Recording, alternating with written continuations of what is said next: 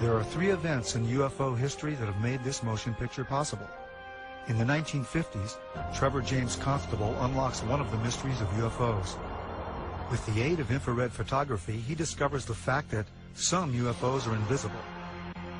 By using infrared film in his cameras, he discovered UFOs that exist in a light spectrum that cannot be seen with the naked eye or photographed with conventional cameras. This opens a whole new aspect in the documenting of UFOs, and his discovery reveals some UFOs may be living creatures. He calls them critters. In 1994, his ASME discovers a phenomenon called RODs, a life form invisible to the naked eye that we had never seen before. He also develops a technique for filming these life forms that exist in the realm of the very fast. He calls it skyfishing, using high-speed shutter settings on camcorders. In 1995, NASA stops airing live broadcasts from shuttle missions after UFO footage had been made public, creating a controversy about how much NASA really knows about their existence. Looks like you got an object right in front of you, Mark. Can you look out there? I'm not sure what you're talking about. Never mind. That same year, Martin Stubbs begins recording what will be 5 years and over 2,500 hours of uninterrupted live broadcasts from NASA's own download. Today, we have digital camcorder technology that enables us to capture UFOs in full-color, high-resolution video. Invisible UFOs can now be captured in broad daylight by anyone. Two camcorders of the same make and model are set up side by side. Camera 1 on the left is set for regular daytime recording. Camera 2 on the right is set on night shot, which has been converted to shoot in broad daylight.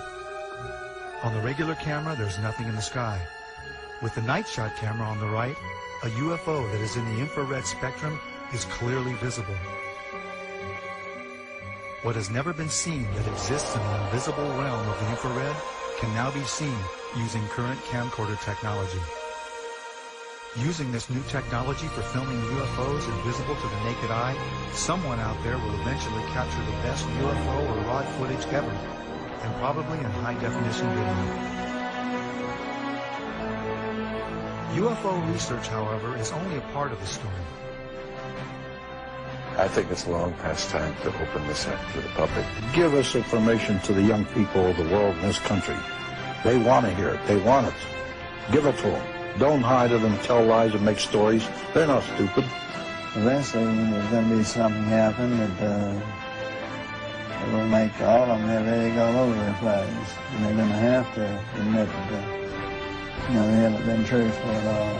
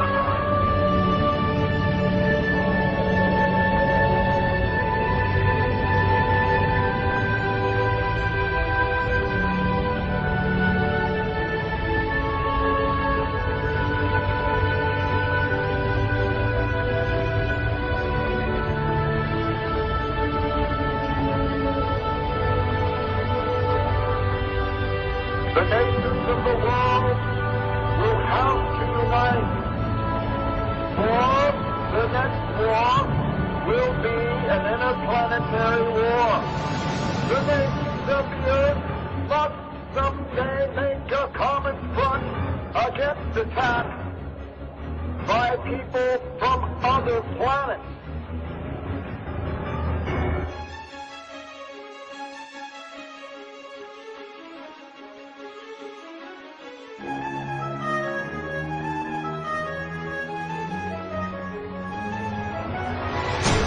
anti-aircraft gun went into action against unidentified aircraft in the Los Angeles area, ordered by the Fourth Interceptor Command at 2:25 a.m. The unidentified object moved slowly down the Pacific coast from Santa Monica and disappeared south of Long Beach. Searchlights closely followed the object down the coast and kept it centered in their threat. Shells frequently could be seen bursting near the object, but none appeared to hit it. The shooting stopped about 3:30 a.m. Approximately 20 minutes after the firing died down, the ship returned and headed westward from Long Beach toward Santa Monica. The guns went into action again, throwing round after round of shells at the object. The second barrage appeared to be closer to downtown Los Angeles, since watchers could hear the concussion of the guns more clearly, and the flash of bursting shells was brighter. Then the ship disappeared for the second time over the ocean. We return you now to CBS in New York. That was Byron Lama on the West Coast.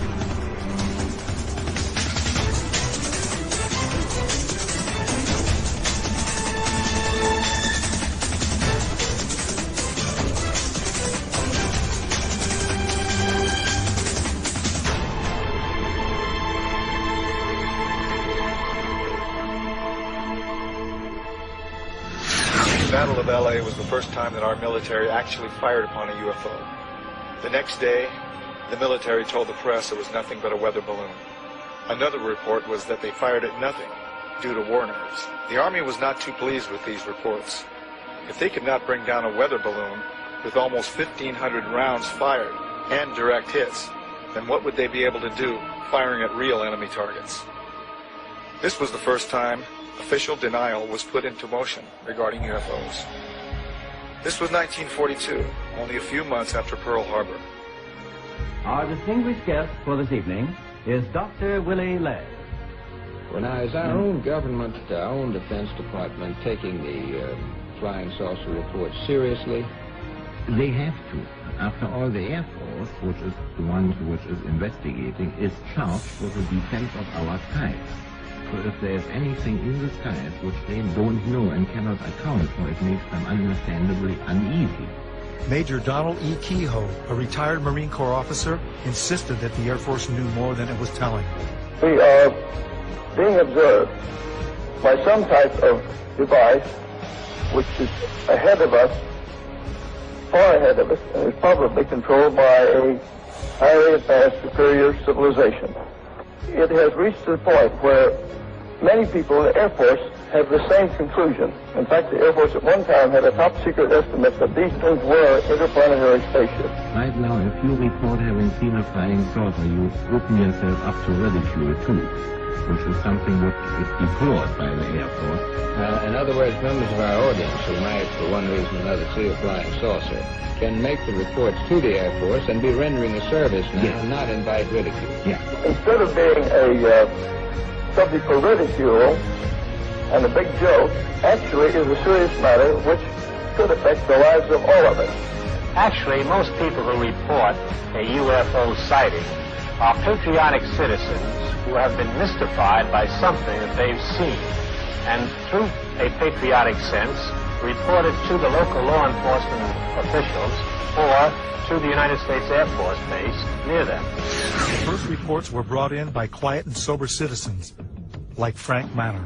I looked north of me, and there looked like a fallen star. The air was red and kind of coming down, and on about a 45, and so then I watched it, and I was going to see if it landed, and then maybe go down and see what it was. And when it got to the top of the trees, it stopped, and a blue and a white light come on. And I looked at it, and I thought I was seeing things. Frank Manor's UFO remained over his swamp for more than 4 hours. His children saw it, his in-laws saw it, residents of the area saw it. I saw it looked shaped like a pie. I could see the front of it. I just saw the round front, and I could see the light on either side. I just wanted to stay there and keep my eyes glued to it. I couldn't leave. But I can't fathom it because it seems so unreal. William Van Horn, Hillsdale's undertaker and civil defense director, also spotted the UFO and was with his Geiger counter the next day, checking a mysterious perfect circle where the UFO had been seen. No one photographed it, but Sergeant Newell Schneider of the Sheriff's Office remembered it well enough to draw it. Oh, it moved very rapidly at any speed or rather any direction it wanted to go. The flag could change and go to the right or the left or go crossways without hesitating a bit. What do you think of it? Well, if they call it a flying saucer, that's what it is. The Air Force sent its chief scientific consultant on UFOs, Professor J. Allen Hynek, to check the Michigan sightings. Dr. Hynek agreed that the good citizens of Michigan had seen something in the marshlands. He thought they had seen marsh gas. They, as children on the farm, had many experiences with swamp rights, and that this was obviously the thing that it was, and they couldn't understand why the people in Michigan got so excited over swamp rights. Dr. Hynek's belief in marsh gases was not exactly welcomed by Ann Arbor Sheriff Douglas Harvey, who had some interesting things to tell me. Because if he's going to say it's marsh gases, I'll tell you now, in all due respect to Professor Hynek, he's all wet. I think this is a flowered up deal, because last night he was in my office, and this is what my statement will contain. And at 11 o'clock, he had no statement whatsoever to make. He told me he had no idea what it was, but he said the Pentagon said that he had to make a statement tomorrow. He said, I don't know what I'm going to say. So overnight, he comes up with this theory. Right now, if you report having seen a flying saucer, you open yourself up to ridicule. Well, you can look at here. Look, beer bottles thrown. Look at my windshield. What would you think if somebody was throwing beer bottles at your house, down out in the middle of the road screaming, you nut, you're fanatic, and all that? What would you think? You open yourself up to ridicule. Are you sorry now that you did tell people what you saw? Yes, I am. I'm sorry, because it's not it's not the truth, but it's just the idea of the reaction of the people. They think you're a nut. To tell you the truth, that's just what they figure you are. And I'm not going to take it no more. I don't want nobody down in here. I just leave me alone. You open yourself up to ridicule, too, which is something which is deplored by the Air Force, is deplored by the Air Force, is deplored by the Air Force. If the thing lands right there by that pump, I'd never say a word. And he got out and talked to me. I wouldn't tell nobody. That's just the way I feel. I'm bitter and disgusted in the whole matter. According to the United States Air Force, in following a policy which is set probably fairly high in the Pentagon, there are about 250 or 300 extremely incompetent airline and military pilots in this country. The airlines let them continue to fly even though they have reported UFOs. The Air Force has been accused from time to time of hiding information about UFO. What do you have to say to that, Colonel Henry? Well, these charges are absolutely untrue. We have not been hiding anything. This is not an attack on the Air Force spokesman or the project spokesman. They are simply following orders to explain away all UFO sightings as quickly as possible when they become public and deny that UFOs really exist. UFOs were fairly new, and even though there had been sporadic reports throughout the late 1800s and early 1900s, they were simply nothing to worry about. Flying saucers had been reported and photographed worldwide. They were not an issue because the sightings, although seen by pilots and close to Army bases, did not seem to pose any kind of threat. They were simply passed off as strange lights or sightings of atmospheric and weather anomalies by untrained civilians who were seeing things that were easy to explain. After the attack on Pearl Harbor, it became apparent that our military needed to control who or what flew into our airspace. Radar was the newest technology for detecting anything in our skies that was not acknowledged to be our aircraft. The Battle of LA was an example of an unknown aircraft that was immune to all that our anti-aircraft guns could deliver. Nothing could bring this one object down. What was our military going to do to control this unknown threat? What would happen if the public found out these things were real and there was nothing we could do to stop them? The only solution was to deny that there was any kind of threat from something we had no control over, something we could not stop. The solution included an official denial that would last over 60 years. The Air Force and the CIA hired and commissioned the top astronomers, scientists, and experts of those times to become the authorities on the subject of UFOs. These experts appeared on national radio and television and gave the naive, gullible, and patriotic public the myth about UFOs. Astronomer Thornton Page was on a CIA committee that investigated UFO reports in 1952. Its conclusion? No evidence of UFOs. Even highly regarded astronomer Carl Sagan was placed by the Air Force as a consultant on a scientific panel to deny the existence of UFOs. The official Air Force reply was that there was no cover-up, and there were no flying saucers from outer space. I would like to close by reading a very brief excerpt from the report of the Air Force's Scientific Advisory Board, which they made recently upon completing a detailed review of the subject of UFO. This is a statement. The committee concluded that in the 19 years since the first UFO was sighted, there has been no evidence that unidentified flying objects are a threat to our national security. This was to become the greatest story ever denied.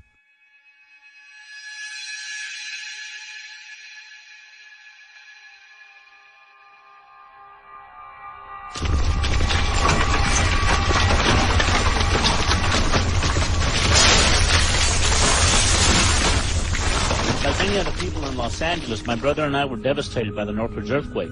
I was awake that morning making final edit decisions on a film that we had been working on for the past year.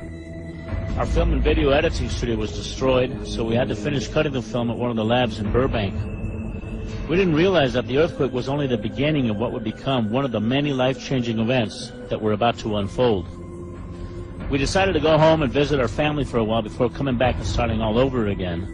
We went back to Roswell, New Mexico, which is our hometown, and a couple of months later we filmed the first broad daylight footage ever taken of UFOs over the Roswell area. We compiled an enormous archive of broad daylight UFO activity at Midway, which is where we all grew up, and which is located just 9 miles south of Roswell.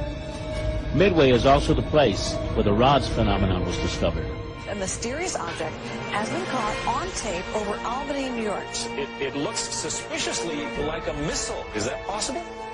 Yeah, that's pretty scary over a commercial airport, but I don't know, whatever it is, it was going very fast, it was above the clouds, and it was hundreds of feet in length. So the FBI has seen this tape? Yeah, they took it from me, and it's on its way to Washington to be analyzed. Now, what do you think it is? I mean, just looking at it, are you calling it a UFO? Or are you calling it a missile? What does it look like to you? A lot of people are saying that it's this thing called a rod, which I'm not sure about. These biological creatures that live in the upper atmosphere, which sounds strange, that we haven't discovered yet because they just move too fast for us to see. It doesn't. So somebody's telling you that thing is an animal. Yeah. This guy Jose Escamilla, he's been researching these for like 8 years. He has a website, and that's what he thinks. It's amazing. No telling what these things are going to teach us once we catch a specimen and investigate what its makeup is. It's an incredible phenomenon. Whatever these things are, they've mastered the ability to travel through both mediums as if there's nothing really there. It's like traveling through dimensions. The rods are just one part of an enormous panorama of life that is veiled from normal human sight. You found that by using an extremely fast shutter, you could slow down and objectify something that would otherwise elude the photographic process. But that doesn't mean that they're not there. It just means that you need a device, an apparatus that will remove an optical limitation that you have. We don't reject the microscope because the microscope intensifies the power of human sight. Without it, the world of the microbe would not exist. But that wouldn't alter the fact that our entire environment, our entire living scenario, is really conditioned upon what happens in a domain that we cannot see directly. In my opinion, the same thing applies, and this will be verified in years to come, at the upper border of nature. But I realized at this point that it's very secret, that it was kept secret, because I asked him, what are you going to do with this piece of information? And he said, we always airbrush these out before we sell them to the public. So they're pesky little creatures appearing on this photograph they wanted to get rid of. This is a fact of the matter. We were really not sure after John flew whether or not there were critters, living critters out there somewhere. Critters that were captured by NASA on that mission, the STS-75, in 1996. In all my considerable experience of the entire UFO scenario, I have never seen and never expected to see footage like that. And least of all did I expect to see it on film or tape that had been exposed by the government in a NASA mission. The shuttle Columbia in this mission was equipped with a very sophisticated and expensive ultraviolet camera. It was sensitive to the near ultraviolet. And when they were up at 300 miles above the atmosphere, they launched from the Columbia a small satellite with a tether. Not long after it was launched from the Columbia, the tether broke. We'll record steadily the whole break and coil back to the tether. Copy, Claude. We go. Again, this is a view of the satellite. Well, if it had to break, it did it in the right place. And you see on this astonishing film, you see the satellite go drifting far astern of this orbiting Columbia. The tether, which is 12 miles long, straightens out into a long white line, which you can see as plainly as could be. Columbia and the satellite now 77 nautical miles apart. Now, while this is all going on, a whole covey of UFOs, perhaps 36 of them, manifest to this ultraviolet camera, and they begin moving around, circulating, looking for all the world like something in an aquarium tank. The satellite, again, just moving into sunrise. Now, Houston, of course, down on the ground, is getting this feed from the Columbia, and they ask the astronauts in the shuttle, what can they see? What is it they can see? Guys getting the image? Franklin, we see a long line, a couple of star-like things, and a lot of things swimming in the foreground. Can you describe what you're seeing? Well, the long line is a tether, and there's a little bit of debris that kind of flies with us. It is like a brilliant white bar. It looks like a neon sign, and it's 12 miles long. Now, what this does is give you a sort of cosmic ruler by which you can get an idea and an estimate of the diameter of the UFOs that are flitting around down there.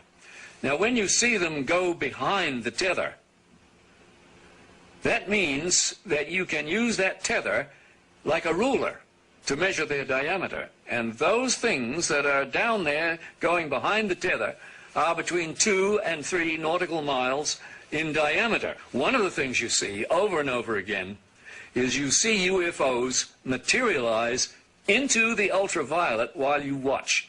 You see them come from out of nowhere to the point where they are returning a response to the camera. You also see them dematerialize while you have them under observation. There's 2 of the central things that have gone on with UFOs since day one: materialization and dematerialization. It's going on in this film, 300 miles above the Earth, photographed by your government with your astronauts superintending the whole thing. Completely unzoomed, and you see the full extent of the tether. Columbia, Houston, that's a much better view, a lot more contrast visible. It's not an infrequent occurrence out there. They have them quite often. There were probably 1,500 reported cases. I have over 3,000 cases now. They estimated 100 yards from the left wing with this 100-foot disc. And the strength of the signal was as strong as the surface contact on the water of an aircraft carrier.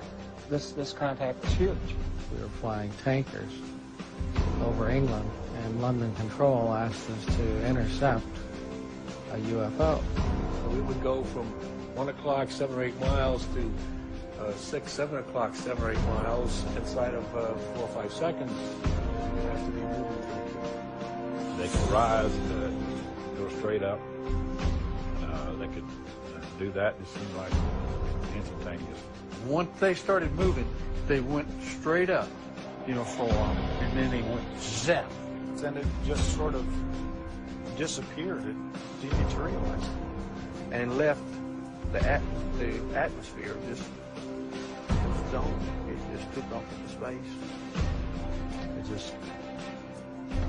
just left at high speed. There have been ET visitations. There have been crashed craft. There have been material and bodies recovered. I didn't want to look at it any longer than that because I felt that my life was in jeopardy. I was beaten, literally hit in the ribs and pushed, and I was resisting. And I know Sergeant Bustinza was doing the same thing. He said, "You are never to speak of this again. As far as you're concerned, this never happened." You never saw this. I don't exist, and this situation never happened.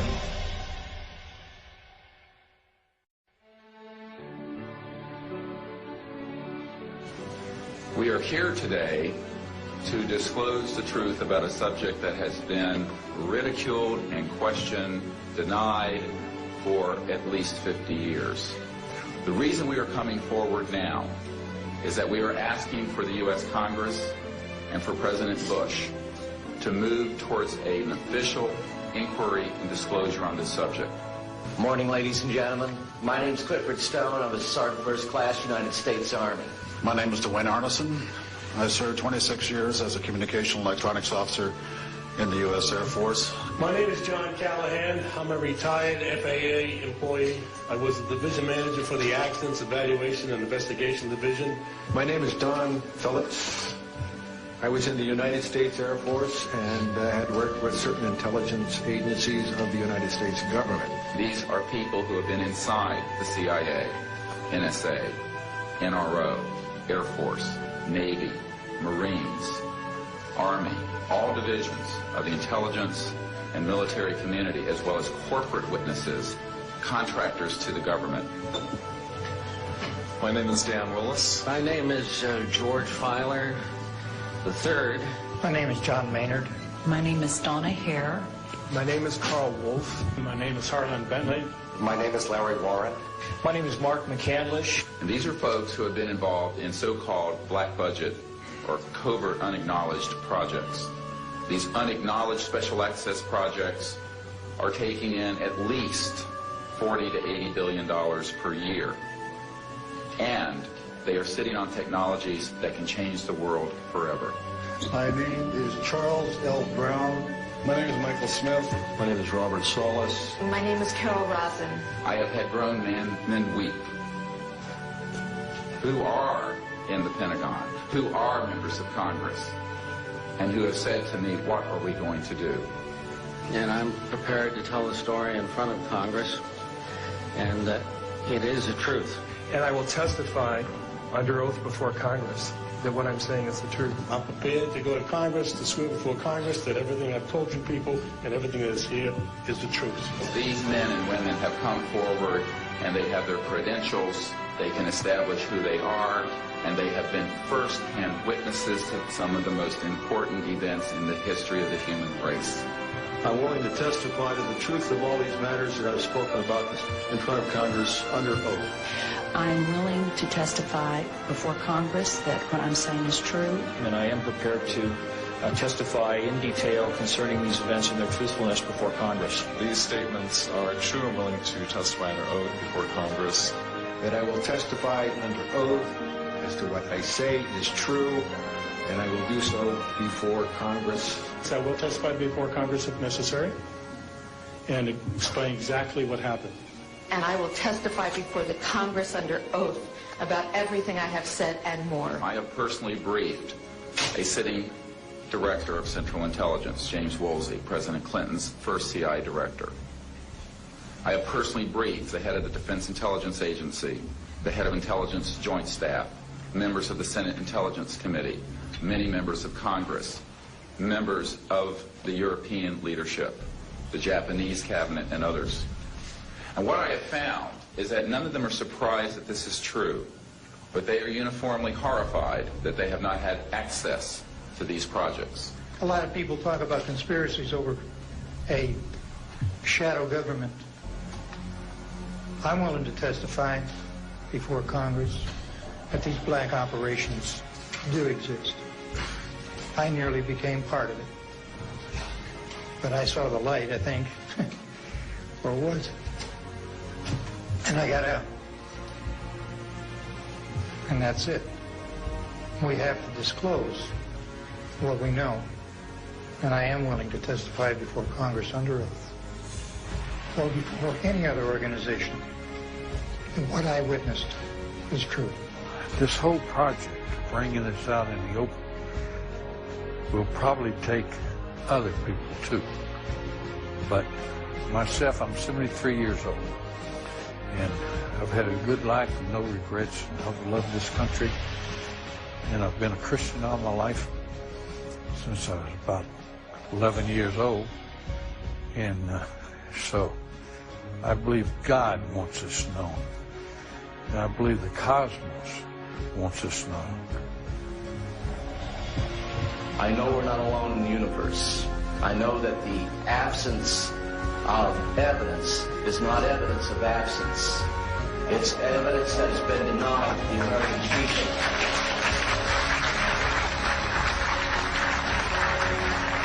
I stand before you today in my almighty God, and I tell you this. If Congress calls me in and says, will you testify in detail what you know, I stand here today prepared and ready to do just that. Governments must never lie to the people.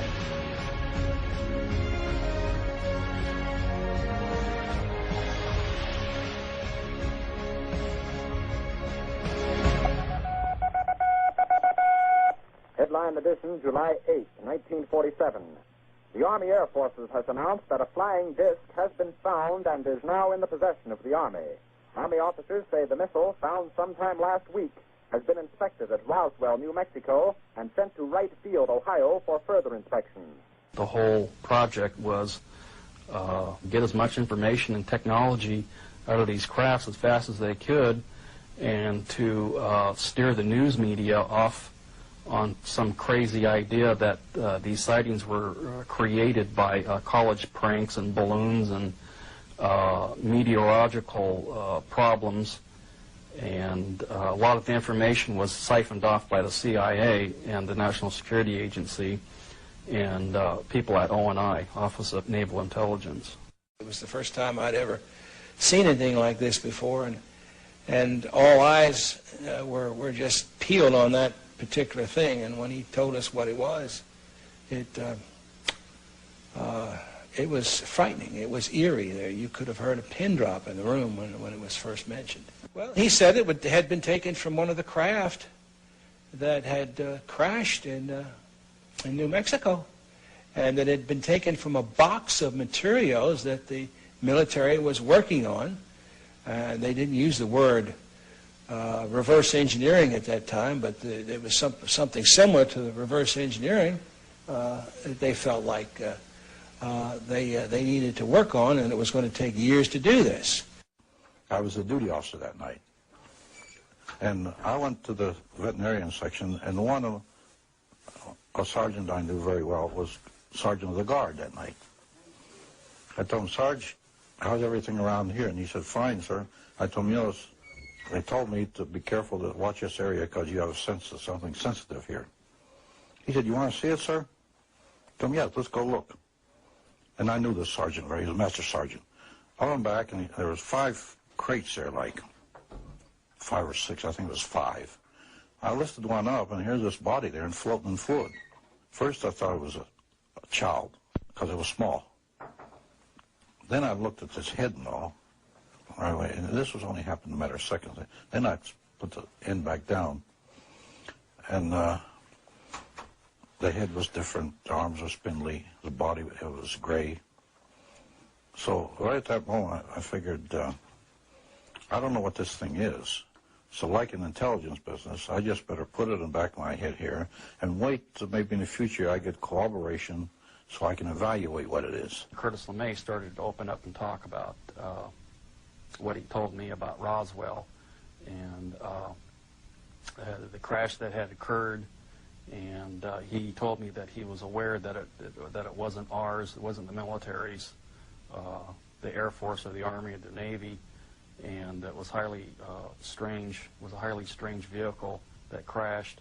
He said, I'm going to tell you something. He said, but if you say that I told you, I'll swear I never even mentioned it to you. I said, no problem.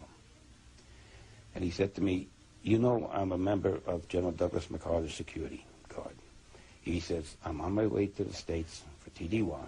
He said, I'm going to tell you something. General Douglas MacArthur was very familiar with the Roswell incident, the crash material, and also the bodies, because he himself has seen them. There I started getting the Tosser reports. I started getting other crash reports, the artifacts I got. And I did get one time a report that NSA was getting signals from space, which were not just space noise or, or unscrambled or something you couldn't read. They were really very perfect and looked like something was guiding them. There was a real message. We were never able to decode it. This was a very coordinated message. It wasn't just noise coming. It was a pattern. The one person I happened to meet and took quite a shine to, and he to me, was a Dr. Adolf Raum. Just a little background on him. He was from Switzerland originally. He was on the first A-bomb test in the U.S. He knew Dr. Oppenheimer personally, and just a fine, fine gentleman. One night after supper and after a few martinis, I jokingly asked Adolf, I said, what do you know about the little gray men that are supposedly on ice here at Wright-Patterson? And I can distinctly recall his face turning ashen white. His voice got very stern, and he said, Arnie, he says, all I can tell you is that they were not weather balloons, and we will not talk about it again. You understand? And there was no uncertainty in my mind that we wouldn't talk about this further. We can safely say that, yes, there were some captured craft in Roswell, New Mexico, and yeah, they were real. And yes, we really did get some technology from them.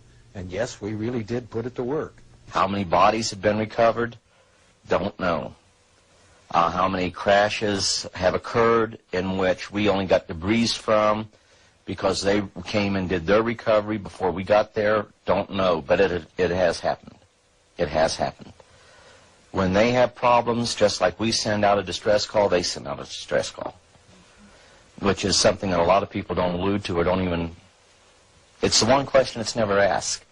But here again, we think of them as something intangible, like that stuffed animal there. But they're living, breathing creatures, as mortal as you and I.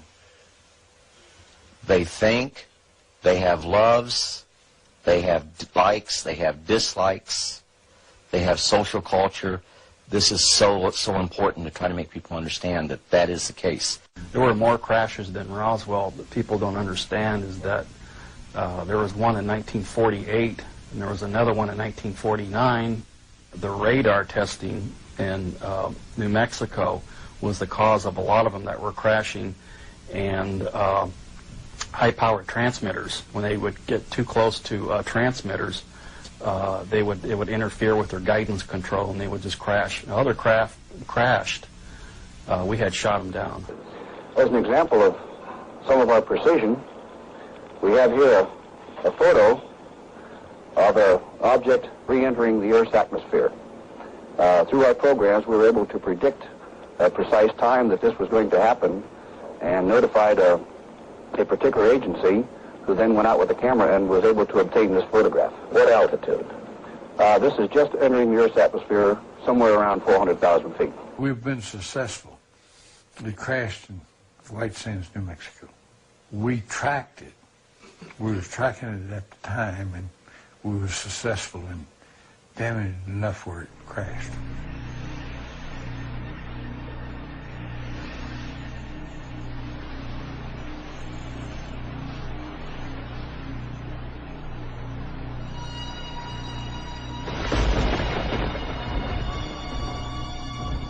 I can verify, corroborated by the people that I have worked with and do work with now. I had a comment that was really funny at that particular point. I didn't really connect it with anything until later. He says, you have no idea at all what we're about, do you? And I told him, no, sir, I don't. He says, well, someday the technology will be out there that has been totally back-engineered. Went right over my head at that particular point. When we gave the information out, we gave it out, and and insisted they take the patents. But also we put a little bit of a requirement on that. Requirement, feed it back to us for the competitive edge of the Army. Take the patents, make all the money you want, but give it to the American people and give it to the world. The Japanese, they interviewed me, and I told them when we put the integrated circuit out, we also gave it to you. Also had fiber optics laying there. They didn't know what these things were. They figured they were wires of some sort, but didn't know how they operate. The interesting thing that shows you that we have not achieved the point of where these fiber optics are is my dad would also hold them in his hand, and when he closed his hand around them, the ends would be glowing. So this means they contain their own energy. Okay, well, why would you need a fiber optic system in a spaceship? Well, okay, if suddenly everything in the vehicle suddenly becomes mass canceled, and even the electrons become mass canceled, it means that all of the telemetry that's going through your system is going to go out of haywire. It's going to be like suddenly the system goes through a phase change and everything's superconducting. Why use fiber optics? Because photons have no mass, supposedly. So they're unaffected. So it means that any information, any telemetry that you send back and forth to your computer, it doesn't matter if the computer functions at a superconducting level because it just makes it faster, more efficient, smarter. But you want to be able to control the aircraft so it doesn't crash. What's the best way to do it with fiber optics? A second innovation involves the delicate task of monitoring composite surfaces against pressure, stress, strain, and chemical decomposition. This is often achieved through a series of vibrating sensors located along lengths of fiber optics which are embedded into composite materials. However, NASA has increased the sensing locations exponentially from what is currently available. Applications for the macrofiber composite are almost limitless. They had a big black curtain that divided the hangar into two different areas, and that behind these curtains was another big area, and inside this area they had all the lights turned off, and they go in, they turn the lights on, and here are 3 flying saucers floating off the floor. No cables suspended from the ceiling holding them up, no landing gear underneath, just floating, hovering above the floor. Deanne Divis with United Press International. Could you please address the vehicle that there was a drawing displayed of? Why would this vehicle be on display at an air show? He said there were 3 vehicles. The first one, the smallest one, the one was partially taken apart, the one that was shown in the video that was running in this hangar, November 12, 1988 at Norton Air Force Base, was about 24 feet in diameter at its widest part, right at the base of that flange. In a few instances, I can say there are clearly over-unity electromagnetic devices, things that produce more electrical energy out than in. This is an alien reproduction vehicle, and just to be clear, this means that it is based on advanced anti-gravity and zero-point energy propulsion systems. The next biggest one was 60 feet in diameter at the base. There are corporations such as SAIC, Lockheed Martin, Northrop, and others that deal specifically with advanced energy and propulsion systems connected to UFOs. And I think that what has happened, from the best we can tell, is that we have lost control of these projects from a constitutional law perspective because the infrastructure within military intelligence and corporate channels is so well funded. Oh, by the way, and the largest of 3 vehicles was about 120 to 130 feet. And that's massive. Think about it. It's just huge. The reason it's called alien reproduction vehicle is that it's based on the study of extraterrestrial vehicles, but it is manufactured by human military intelligence, aerospace contracting arrangements. We are not in Kansas anymore.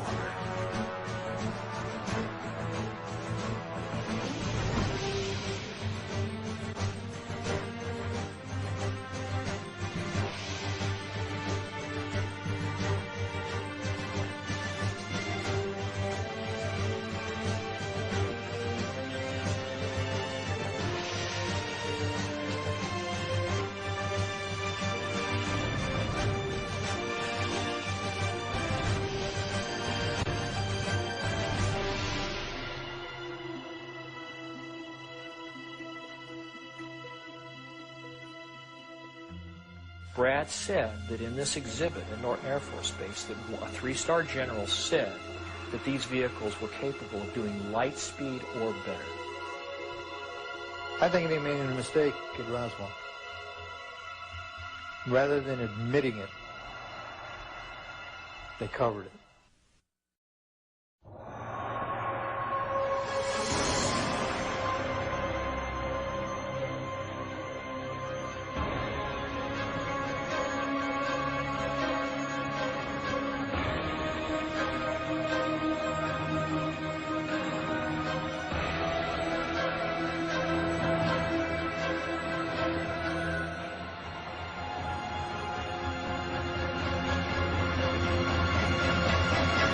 Our moon is an object that exists in our immediate space.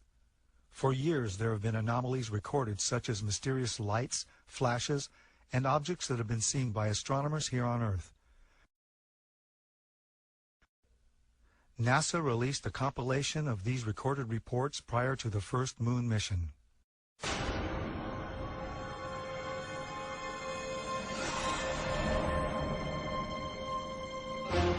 Gemini 7 here, US 98. Last clear, 7, go ahead. Contact you at 10 o'clock time. This is Houston, say again, 7? I said, yeah, report you at 10 o'clock time. Roger. Building control here again. The reference in that conversation was bogus. It was formally reported, citing the bogus. This is Gemini Control Houston at 4 hours, 24 minutes into the flight. Well, as far as the moon is concerned, I think they found when they got up there that there was already somebody there. And I wouldn't want to say any more than that. But they got out of there and they haven't been back. But I have seen certain documents and read certain reports that indicate that there's somebody already there that knows a lot more than we do and would be willing to run us off if we didn't go on our own. I doubt that we will go to the moon again. It has been argued that the moon could be used as an indicator of extraterrestrial visits to our solar system. Unfortunately, the detection of ET artifacts on the moon is outside the interests of most mainstream archaeologists, as archaeology tends to adhere to a pre-Copernican geocentric point of view. It is generally accepted that the search for alien artifacts on the moon is not necessary because there are none.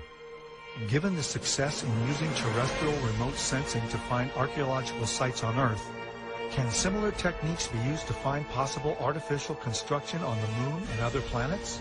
For example, the ancient Corinthian fortress Khoi Kragankala in Uzbekistan, constructed between the 4th century BC to the 1st century AD, appeared as an impact crater before excavation in 1956. On the moon, Khoi Kragankala would not be perceived among all the other impact craters. In 1962, Carl Sagan spoke on the possibility of discovering alien artifacts on the moon, stating that forthcoming photographic reconnaissance of the moon from space vehicles, particularly the far side, might bear these possibilities in mind.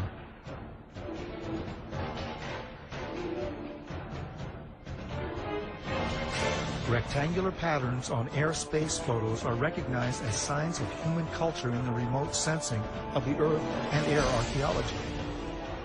It seems reasonable, then, to search for rectangular patterns on the moon or on Mars.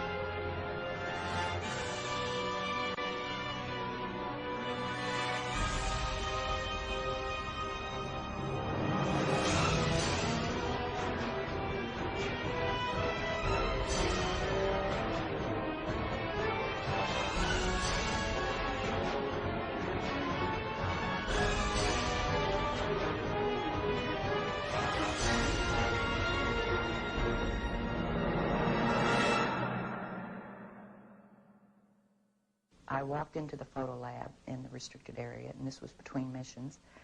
One of the gentlemen I had been friends with, and I still talk to occasionally, he pointed to one area of this mosaic. It was one panel of a mosaic with a smile on his face. He said, "Look over there." And I looked, and in one of the photo panels, I saw a round white dot. And at the time, it was very crisp, very sharp lines on it. And I said to him, what is that? Is that a dot on the emulsion? And then he's grinning, and he says, dots on the emulsion don't leave round shadows on the ground. And there was a round shadow at the right angle, at the correct angle, the sun shining on the trees. I saw pine trees. I didn't see a coastline. I don't know where this was. And I said, "Is this a UFO?" And he's smiling at me, and he says, "I can't tell you that. I can't tell you that." What I knew he meant was it was, but he couldn't tell me. So I said, "What are you going to do with this information?" And he said, "Well, we always have to airbrush them out before we sell them to the public." In 1965, in mid-1965, I was loaned to the Lunar Orbiter Project at NASA on Langley Field. They had problems with a piece of electronic equipment that was bottlenecking their production of photographs. I was taken into the laboratory where the equipment was malfunctioning. The Airman Second Class was in the darkroom at that time. I was also an Airman Second Class. About 30 minutes into the process, he said to me in a very distressed way, "By the way, we've discovered a base on the backside of the moon." And then he proceeded to put photographs down in front of me, and clearly in these photographs were structures, spherical buildings, and towers.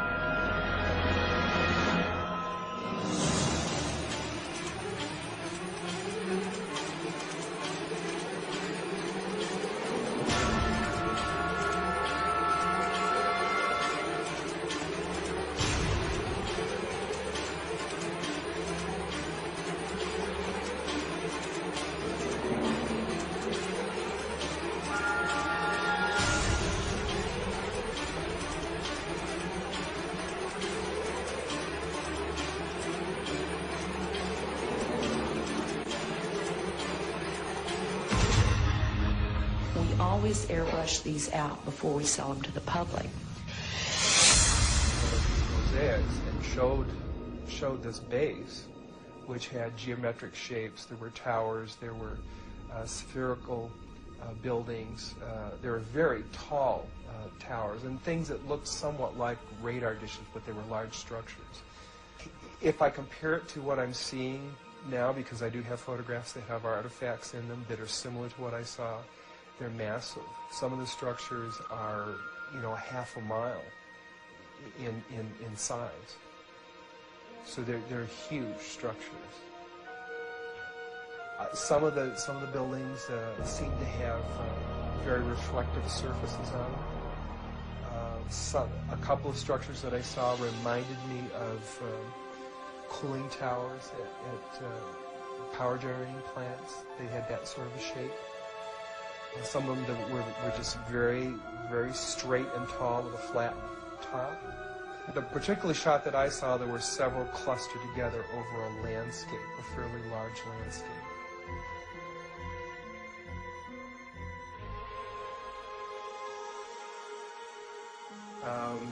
I worked there for 3 more days, and I remember going home and naively thinking, I can't wait to hear about this on the evening news. And here it is, more than 30 years later, and I hope we hear about it tonight. And I will testify under oath before Congress that what I'm saying is the truth.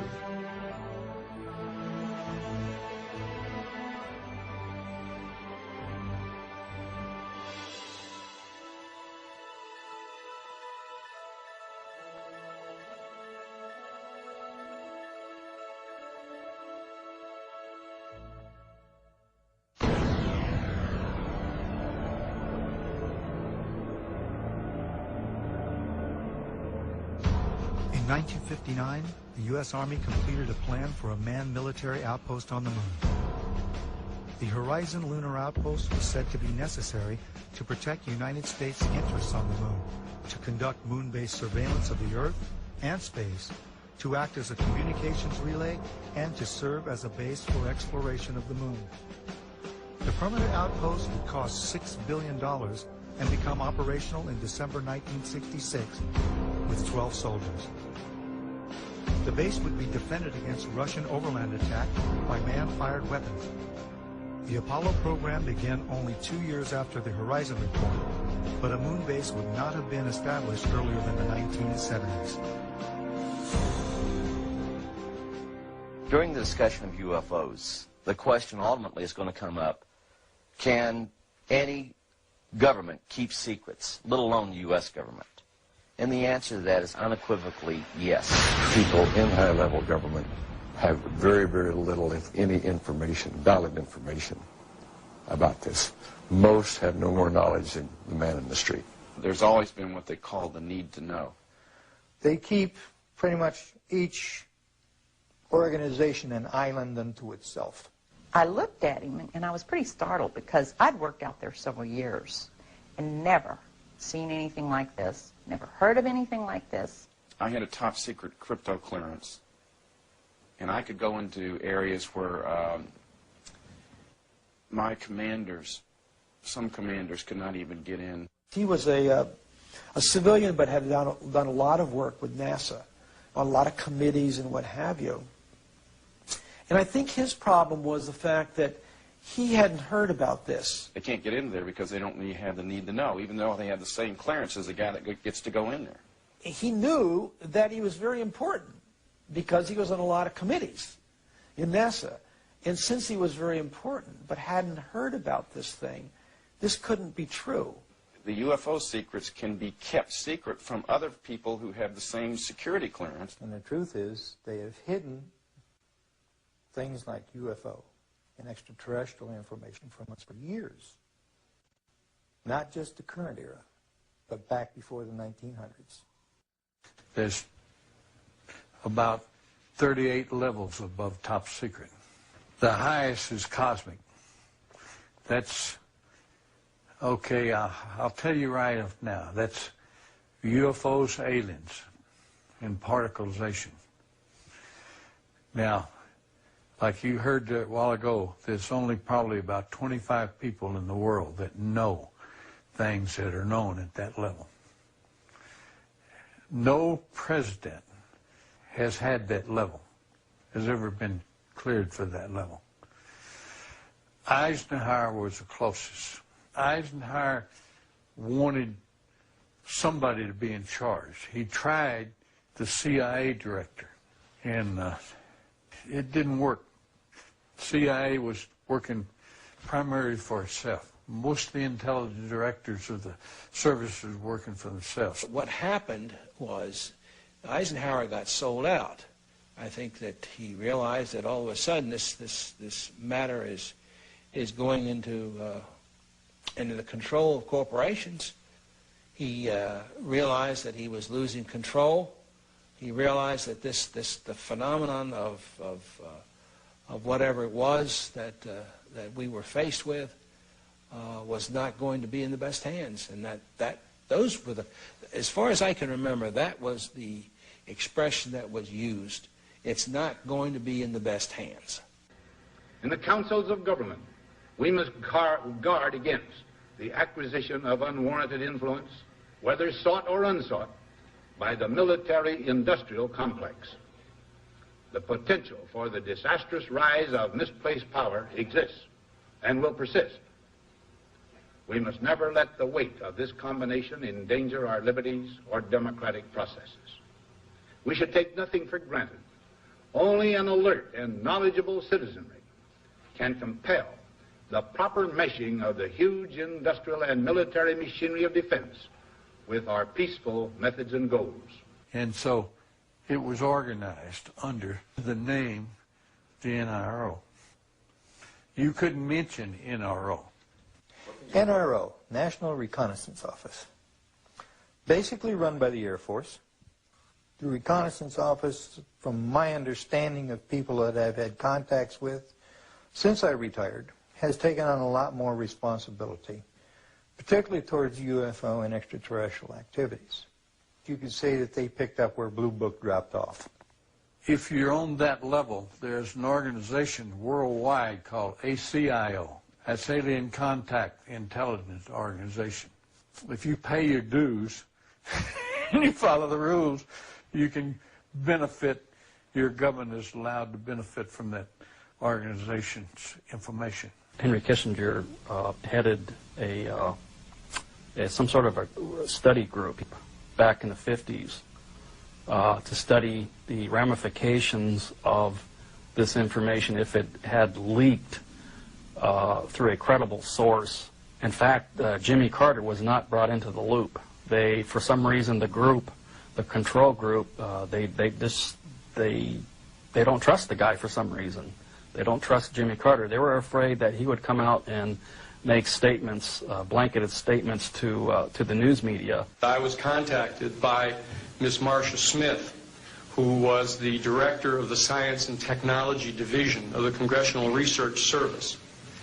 She asked to meet with me, and I met with her, and she informed me that President Carter, upon taking office in January of 1977, held a meeting with then the Director of Central Intelligence, who was George Bush Sr., and demanded that the Director of Central Intelligence turn over to the President the classified information about unidentified flying objects and the information that was in the possession of the United States intelligence community concerning the existence of extraterrestrial intelligence. This information was refused to the President of the United States by the Director of Central Intelligence, George Bush Sr.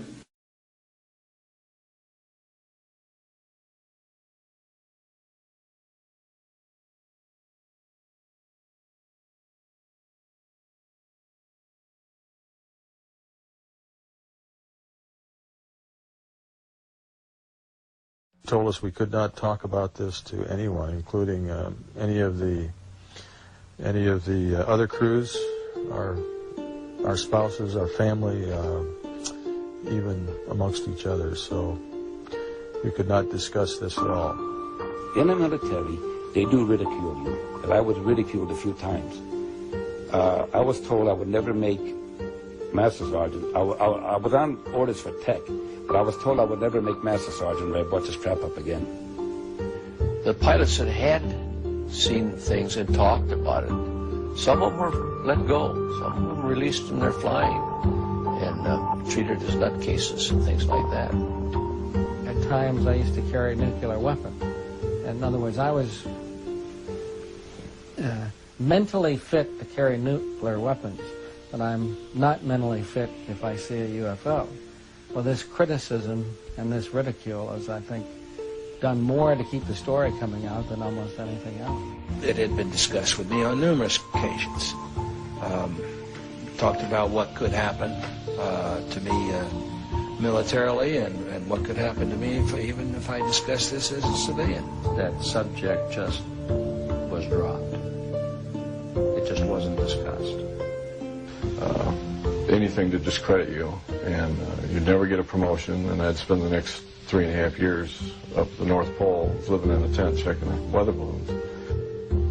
I've made no money from this. I've got nothing but pain and suffering out of it, out of talking about it. I've been harassed at my home. This was used against me partially in losing a job once in teaching. I've had a hell of a time after I've told this story, but I continue to tell the story because I think it's important for people to understand that this sort of shit goes on in the government. He was sorry he wrote the book. He was sorry he exposed the family to the ridicule, to the lawsuits. It's been very tough on our entire family. He did not want to die, leaving us with these problems. Just hope that the future people such as yourself and me will know what to do with this type of knowledge that this man brought forward. I do say that he is the first man to come forward in a high capacity.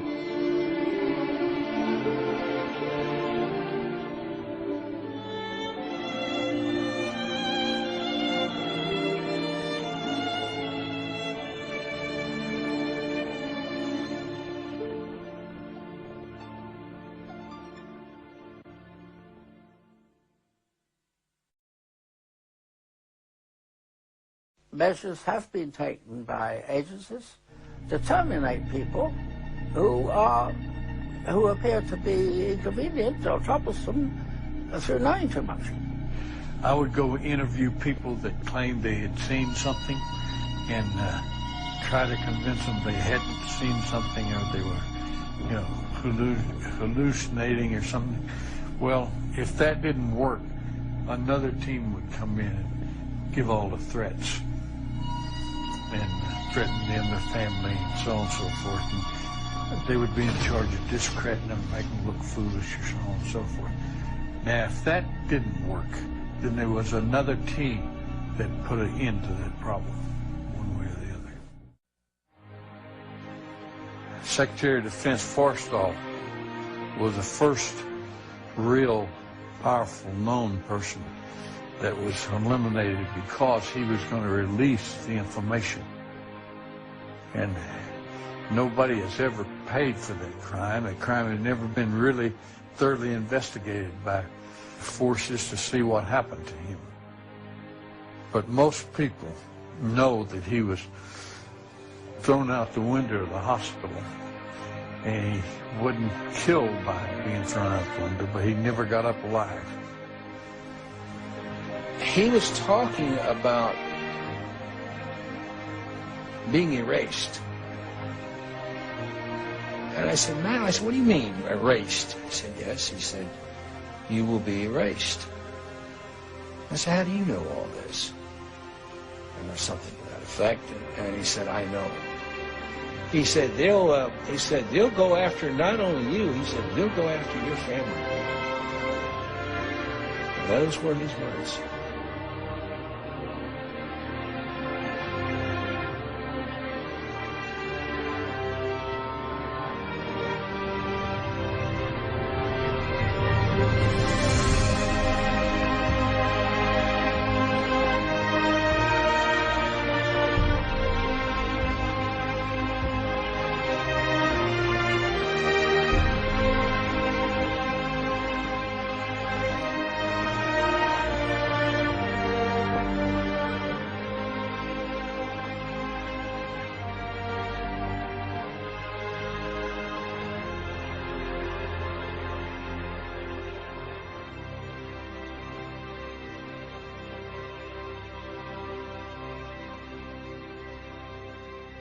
And they're yelling at me, and they're hollering and cursing, and you didn't see anything, and we'll do you and your whole goddamn family. And they're it was basically that for about 8 or 9 hours. They're just off on their own.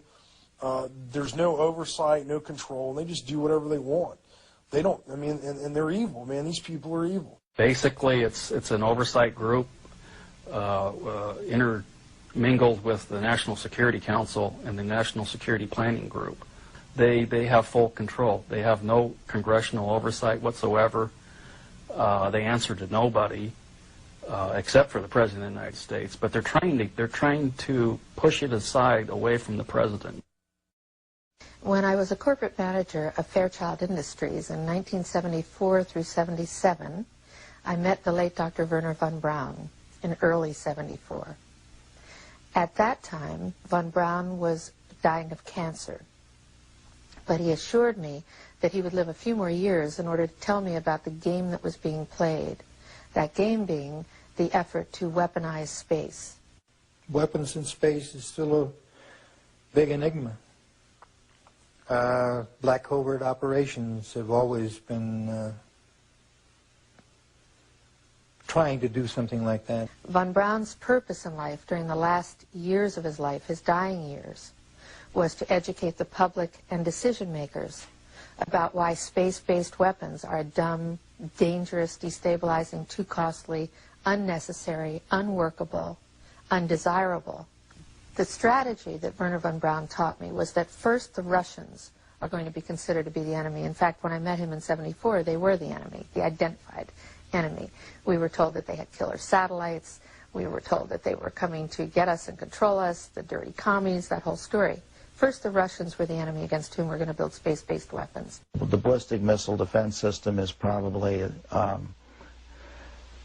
pipe dream in the sense that if what it's designed for is that you know where it's coming from. And when we had Russia, there was a 50-50 chance that you knew about where it would be coming from. In 1977, I was at a meeting in Fairchild Industries in a conference room called the War Room. And in that room were a lot of charts on the walls with enemies, identified enemies, names that people had never heard of, names like Saddam Hussein and Gaddafi.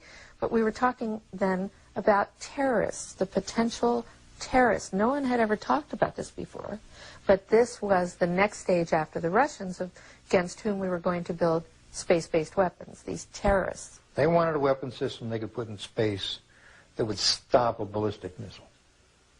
That was the concept. This is 1977, and they were talking about creating a war in the Gulf region when there was $25 billion in the space-based weapons program that yet had not been identified. It wasn't called the Strategic Defense Initiative, at least, until 1983. This weapons system then had obviously been going on for some time that I didn't know anything about. When Star Wars was brought out as an idea, which was before Reagan actually, and incorporated into his administration, it became pretty much a window dressing, as one people would call it, but there was a lot of truth behind what they were trying to do. They knew the basic principle of what they wanted to do.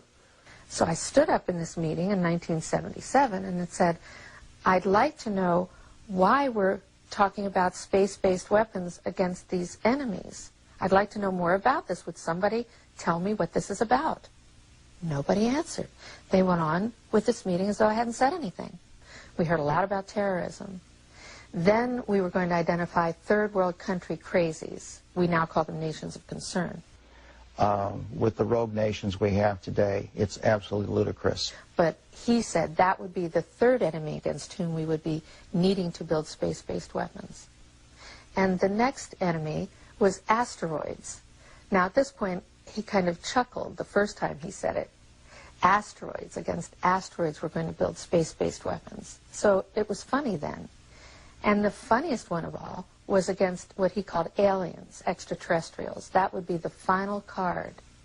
And over and over and over, during the 4 years that I knew him and was giving his speeches for him, he would bring up that last card. And remember, Carol, the last card is the alien card. We're going to have to build space-based weapons against aliens. And all of it, he said, is a lie. Well, if they were hostile, my own knowledge is, and feeling, I don't know about all of them, is that we could have been, with their weaponry, as it might be used, could have destroyed us a long time ago. If beings can travel in time-space, then anything we would put in orbit as a weapon would be like going against Genghis Khan with firecracker. Now, some would like for us to believe, like to develop the idea that the aliens and people are our enemy now. But that's not true. I noticed the satellite's positionings. Now, this is supposed to be a system that tracks radar anomalies on Earth, right? You know, the whole thing, the movement. Yep, that's what it does. And it says, well, why are half of them pointed towards the outer space? Towards the moon, towards areas that are just blank space. I have concluded that I'm fighting against the clock. That I have but a short time to try to convince people that we are moving in an avenue where we are going to militarize space. As a result of militarizing space, we are going to acquire new technology. We're going to evolve new technology. At least half of those satellites you got up there aren't looking at Earth. He had to receive several transmissions from the Pentagon and from other satellite monitoring stations of the NSA that they were tracking ETVs, extraterrestrial. That stands for extraterrestrial vehicles. I said, what are they looking for? He says, well, you got to have me know about that. We put nuclear weapons out in space as a line of defense, and we was ready to blow them up if they started in. He didn't mention a timeline, but he said that it was going to be speeding up faster than anybody could possibly imagine. Okay, we're not joking about this, but Dan was at window 1. He looked out, he saw an object floating nearby. We took several pictures of it. It's fairly small. We just heard that in the process of poring over that heat shield, they found 3 more objects floating in close proximity to the Space Shuttle Atlantis. There you go, 1, 2, and 3. Unclear what those are. Maybe a 4th there. Unclear what those are. Could be ice. Could be little pieces of harmless debris.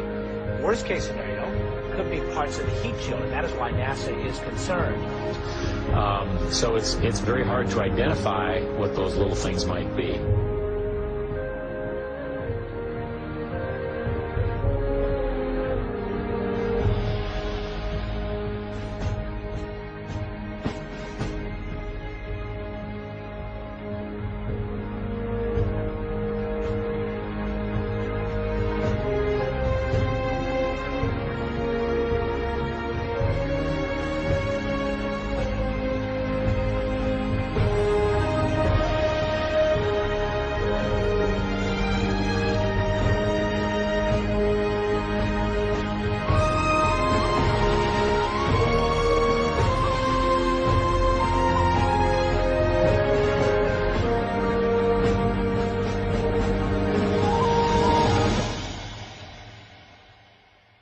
We are going to acquire new technology. We're going to evolve new technology that's going to lead us into interstellar travel. As a direct result, we will become a threat to them unless we spiritually grow also. Air Force Space Command, Masters of Space. June 9th, 2006. Air Force Space Command was crucial in Zarqawi hit. Air Force Space Command news release. Air Force Space Command delivered space combat effects for the precision strike that resulted in the death of terrorist leader Abu Musam al-Zarqawi, head of Al-Qaeda in Iraq. A global positioning system-aided GBU-38 Joint Direct Attack Munition was one of the 2 munitions used in the bombing of Zarqawi's last safe house. An artist's concept shows a GPS satellite orbiting Earth. We have to credit Lockheed Martin for this one, folks. Once again, GPS-aided munitions played a significant role in the success of an important operation, said Brigadier General Donald Alston, Director of Air and Space Operations, or AFSPC. We provide communications, navigation and timing, intelligence, surveillance and reconnaissance, and missile warning. Our mission is 365 days a year, 24 hours a day, 7 days a week, providing space effects to the warfighter, said Vice Commander Major General Thomas Taverny. Air Force Space Command, Masters of Space. President George Bush is expected to issue a directive in the next few weeks giving the U.S. Air Force a green light for the development of space weapons, potentially triggering a new global arms race, it was reported yesterday. The new weapons being studied range from hunter-killer satellites to orbiting weapons using lasers, radio waves, or even dense metal tubes dropped from space by a weapon known as rods from God on ground targets. Space warfare experts said they expected the Bush administration directive to signal a shift in attitude towards exploring ways of affirming U.S. dominance in space militarily. In a memo that I wrote to President Bush last week, I stated that this campaign will persist until our goals are met, and they are as follows. That we have open, honest hearings on the subject in the U.S. Congress. That there be a permanent ban on the weaponization of space or the targeting of any objects of extraterrestrial origin. That there be a full and complete study of classified technologies connected to this subject, specifically technologies connected to UFO and extraterrestrial vehicles. If declassified and used for peaceful energy generation and propulsion, would solve the looming energy crisis definitively. You don't need cars unless you've got an internal combustion engine. Well, if you have one of these units, you know, that's about 16 inches long and about 8 inches high and about 10 inches wide, then you don't need to plug into Kit Carson, the local electric company. It burns nothing, no pollution, okay? It never wears out because there's no moving parts. Denny Klein uses an alternative fuel source once thought impossible. He says people still have trouble believing him when he reveals his liquid fuel. Water. Take water and electricity, and we break it down through our very unique electrolysis process. Klein has just patented his process of converting H2O to HHO, producing a gas that combines the atomic power of hydrogen with the chemical stability of water. It turns right back to water. You see the water running off of it. Klein originally designed his water-burning engine for cutting metal. He thought his invention would replace volatile acetylene in welding factories. And then one day, as he drove to his laboratory in Clearwater, he thought of another way to burn his HHO gas. On a 100-mile trip, we use about 4 ounces of water. Klein says his prototype 1994 Ford Escort can travel exclusively on water, though he currently has it rigged to run as a water and gasoline hybrid. Simply speaking, it can change the world by reducing our dependence on fossil fuels. These are equivalent to our... Pete Dominici is helping Klein take his hydrogen technology patents from a 2-room office in Clearwater to consumer markets around the world. You know what? Microsoft came out of nowhere, came out of the garage. Why not hydrogen technologies? The duo is already in negotiations with one U.S. automaker and the U.S. government. Their plans have grown from basic welding with water to powering the entire world from the safest and cleanest fuel on Earth. Members of Congress recently invited Denny Klein to Washington to demonstrate his technology. Now his company is currently developing a Hummer for the U.S. military that can run on both water and gasoline. I have concluded that it's based on a few people making a lot of money and gaining power. We have cartels. We have a whole set of cartels in an area, interlocking corporations, and behind this we have a few people who are quite wealthy and who own most things. It's about ego. Everybody's trying to be the big monkey. It's really as simple as that. Who's control of petroleum of the world? A lot of people think that Iraq, Iran, and so on and so forth. They don't. They don't. We control it. Us and the British interests and the world interest. Well, some people refer to this the secret government.